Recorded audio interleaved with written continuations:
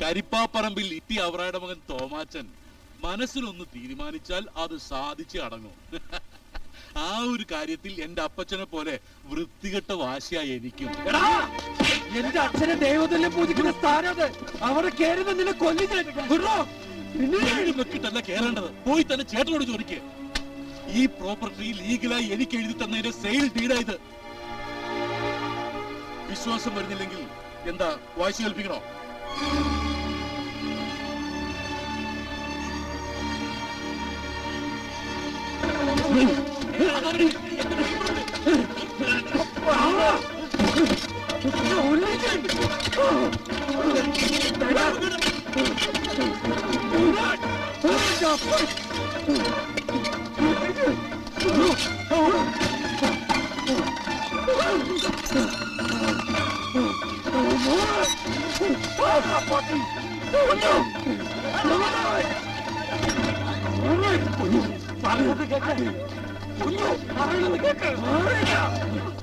കൊല്ലിഞ്ഞെല്ലാത്തിനും ചതിയന്മാരാ, എല്ലാവരും ചതിയന്മാരാ. കൊല്ലിഞ്ഞൻ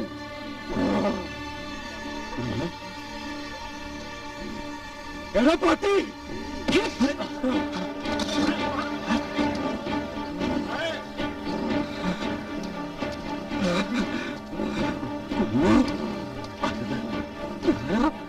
നിന്റെ കൈ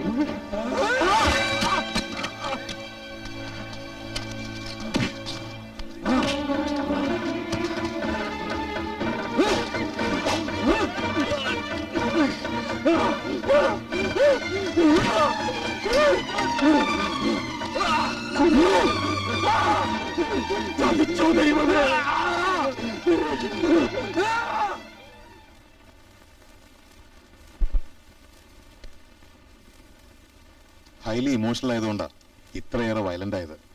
തക്ക സമയത്ത് ഇവിടെ എത്തിച്ച് നന്നായി. ഇല്ലെങ്കിൽ തിരിച്ചറിവ് പോലും നഷ്ടപ്പെട്ടേനെ. Now he's quite normal. ഒരു മയക്കം കഴിഞ്ഞാൽ ഒക്കെ നേരെയാവും. പക്ഷേ എന്താ ഡോക്ടർ? നേരിയ നൊമ്പരം പോലും ഇനി താങ്ങാനാവില്ല. മനസ്സിനെ വേദനിപ്പിക്കുന്ന ഒരു ഷോക്കും പാടില്ല. അങ്ങനെ സംഭവിച്ചാൽ ഇതേ ബെഡിൽ ഇതേ അവസ്ഥയിൽ. Be careful.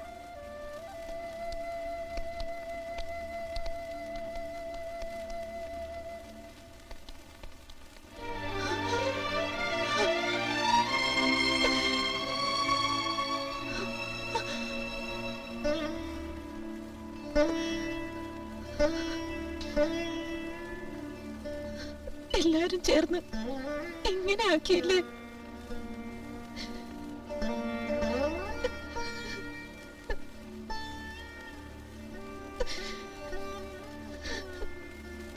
ഞാൻ കൊണ്ടുപോയിക്കോളാം. ആർക്കും ഭാരമാവാതെ പൊന്നുപോലെ നോക്കിക്കോളാം. വേണ്ട, സ്നേഹം എന്ന ശിക്ഷയായിട്ടേ ഉള്ളൂ. ഒന്നും വേണ്ട എന്റെ മോന്.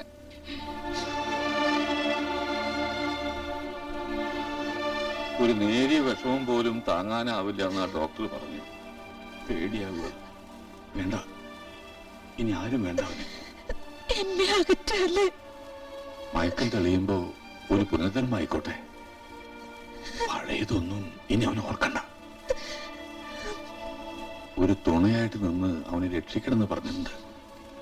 ഇപ്പൊ യാചിക്കുക, പോണം.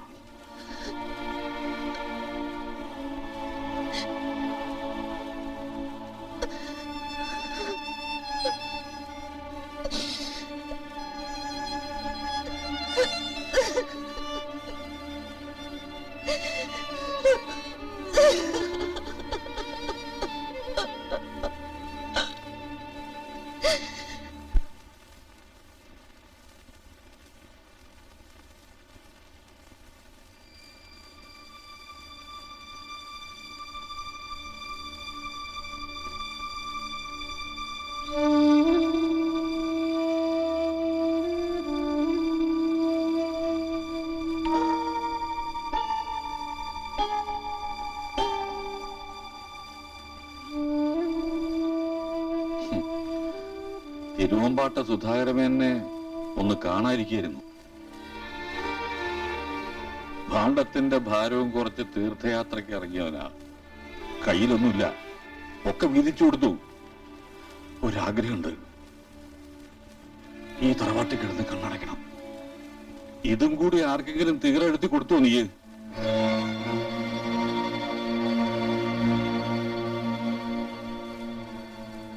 സ്വന്തമായിട്ട് ഒരു മോഹം അവനുണ്ടായിരുന്നില്ല. മനസ്സ് വേദനിക്കുമ്പോഴും സ്നേഹിക്കാനും ചിരിക്കാനും മാത്രമേ ശീലിച്ചിട്ടുള്ളൂ. ഇപ്പൊ വെറുക്കുകയാണ് എല്ലാരും. എന്തിനാ അവനെ ഈ നിലയിലാക്കിയത്?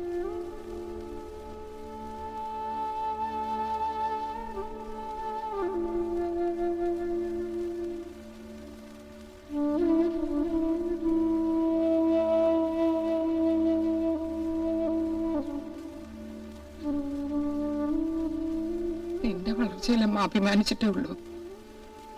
പക്ഷെ നമ്മുടെ കുഞ്ഞുവിനെ ഇങ്ങനെ ആക്കിയിട്ട് വേണമായിരുന്നോ നിനക്ക് നേടാൻ? ഇത്രയും വലിയൊരു ദുഷ്ടനാവാൻ നിനക്ക് എങ്ങനെ സാധിച്ചടാ? വേണ്ട, അവനെ കുറ്റം പറഞ്ഞിട്ട് കാര്യമില്ല. മടിശീല വീർപ്പിക്കുമ്പോ മനസാക്ഷി നോക്കിയിട്ട് കാര്യമില്ലല്ലോ. എന്തായാലും ഒരു ആശ്വാസമുണ്ട്, നീ അവനെ കൊന്നില്ലല്ലോ.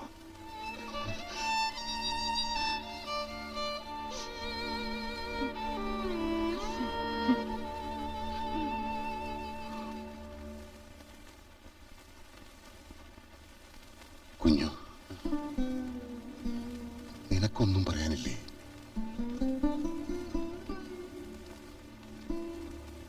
ദുഷ്ടനായി പോയി നിന്റെ വലിയേട്ടൻ, വെറും സ്വാർത്ഥൻ. ഒന്ന് ശാപിച്ചൂടെ നിനക്ക്? ഒരു ശിക്ഷയായിട്ടെങ്കിലും ഈ മുഖത്ത് നോക്കി എന്തെങ്കിലും ഒന്ന്, വലിയേട്ടന്റെ ഒരാശ്വാസത്തിന് വേണ്ടി. എന്നും വലിയേട്ടൻ പറഞ്ഞല്ലേ ഞാൻ അനുസരിച്ചിട്ടുള്ളൂ. എന്ത് വേണമെങ്കിലും ഞാൻ നഷ്ടപ്പെടുത്താം. പക്ഷെ ഒരിക്കലും എന്റെ വലിയേട്ടൻ താഴരുത്. കുഞ്ഞു, അച്ഛന്റെ ഓർമ്മകളെ മനസ്സിലുള്ളൂ. പക്ഷേ ഈ നെഞ്ചിലെ ചൂടേറ്റാ ഞാൻ വളർന്നത്. ചേട്ടാന്ന് വിളിക്കുമ്പോഴും മനസ്സിൽ നൽകിയ സ്ഥാനം അച്ഛന്റെ. ഈ മനസ്സ് മതി മോനെ നിന്റെ വലിയേട്ടനെ ശിക്ഷിക്കാൻ.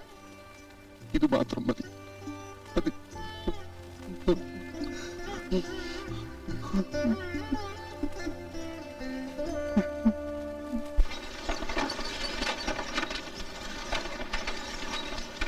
കുറ്റബോധം അതിലൊന്നും വലിയ കാര്യമില്ലൂടെ വക്കീലേ. ഇത്തിരി വെള്ളിക്കാശിന് വേണ്ടി കർത്താവിനെ പോലെ ഒറ്റ കൊടുത്തിട്ടുണ്ട്, പിന്നെയല്ല ആ വെടല മേനോൻ. എന്തായാലും തന്നെ സാമർത്ഥ്യം ഞാൻ സമ്മതിച്ചു തന്നിരിക്കുന്നു. രജിസ്ട്രാറെ സാക്ഷി നിർത്തിയില്ലേ ആ തിരുമണ്ടന്റെ ആസ്തി മുഴുവൻ താൻ രേഖാമൂലം എഴുതി വാങ്ങിച്ചത് ഒക്കെ അച്ചായൻ തന്ന ഉറപ്പിന്റെ പേരില. ഇതിന്റെ തുല്യ അവകാശം ചോദിച്ചാൽ പോലും തരാൻ ഞാൻ ബാധ്യസ്ഥരാണേ.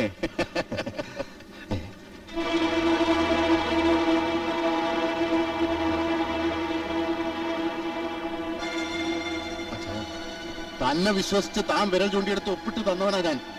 ആ എണ്ണ നീ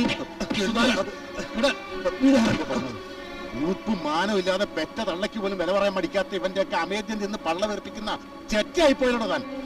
ഇവിടെ വന്ന് ചട്ടം പിത്തരം വല്ലതും കാണിച്ചാലുണ്ടല്ലോ രേഖാമൂലം ഈ സ്ഥാപനം ഇപ്പൊ എന്റെ പേരില. ആ പട്ടി കഴിവരുടെ മോനെ, നിനക്കൊക്കെ നിയമത്തെ കബളിപ്പിക്കാൻ പറ്റൂ. തിരുവമ്പാട്ട കൃഷ്ണനധികാരിയുടെ രക്തത്തിൽ പിറന്നവനാണ് ഞാനെങ്കിൽ നിന്നോടുള്ള കണക്ക് നിന്റെ ഒക്കെ ചോര കൊണ്ട് തന്നെ തീർക്കൂടാ.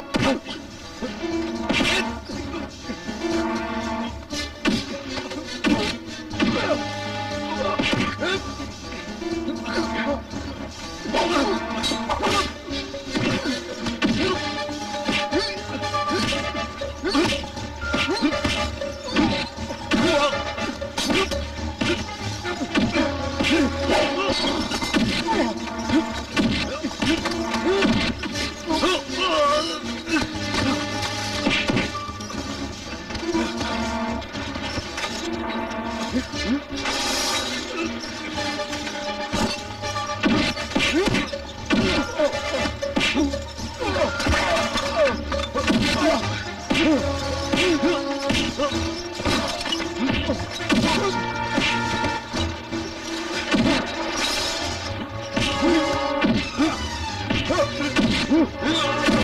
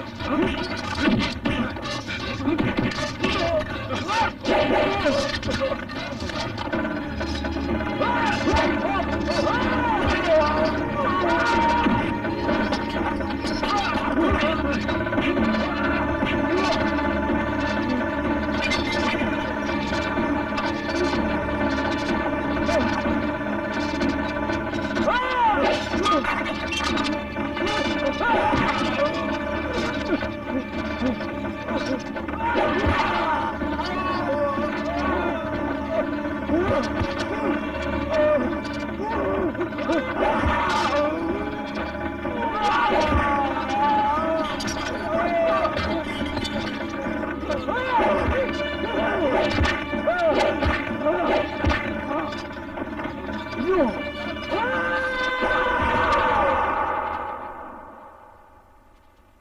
ഇന്ത്യൻ ശിക്ഷാ നിയമം 84-ാം വകുപ്പിന്റെ ആനുകൂല്യമനുസരിച്ച് സംഭവ സമയത്ത് പ്രതി ഉന്മാദാവസ്ഥയിലായിരുന്നതിനാലും എതിർകക്ഷിയുടെ ഗൂഢതന്ത്രത്തിൽ പ്രകോപിതനായ പ്രതി ബോധപൂർവമായിരുന്നില്ല കൊല നടത്തിയത് എന്നതിനാലും പ്രതിയുടെ പൂർവ്വകാല ജീവിതവും സാഹചര്യവും വിലയിരുത്തി പ്രതി കുറ്റക്കാരനല്ലെന്ന് ഈ കോടതി കണ്ടെത്തിയിരിക്കുന്നു. ആയതിനാൽ ക്രിമിനൽ നടപടിക്രമം 335-ാം വകുപ്പ് അനുസരിച്ച് പ്രതിയെ ബന്ധുക്കളുടെ മേൽനോട്ടത്തിലും സംരക്ഷണത്തിലും കഴിയുവാനായി വിട്ടയച്ചിരിക്കുന്നു. Thank you.